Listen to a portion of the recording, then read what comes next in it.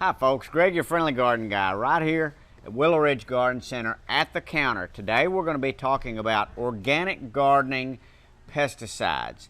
These are for pests using organic gardening pesticides, okay? So if you have vegetables, fruits, things that you don't want to use harsh chemicals on, this is the way to go. We have the insecticidal super soap, which is like the regular insecticidal soap, but it also includes spinosad. Spinosad is an organic insecticide. This is Captain Jack's Dead Bug Brew, which is basically spinosad concentrate.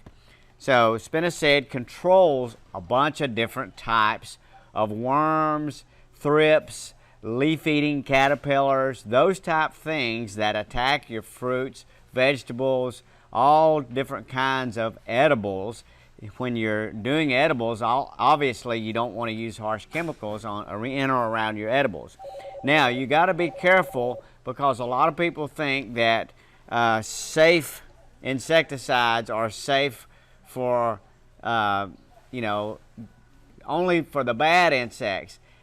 Even though it's organic gardening, an insecticide is an insecticide. So yes, it kills both good and bad insects. So if you don't want to harm your pollinators, then you have to stay away from insecticides altogether, really, because insecticides don't really discriminate against good or bad. But still, when you've got fruits or vegetables, you do want to go the organic way and use the less harsh chemicals. These are the ones to use. This is insecticidal super soap and Captain Jack's Dead Bug Brew. This is the organic way to control those leaf-eating insects, the caterpillars, the thrips, all the woolly things that eat the leaves of your fruits and vegetables. This also controls squash borers and beetles, different types of borers, without using systemic insecticides.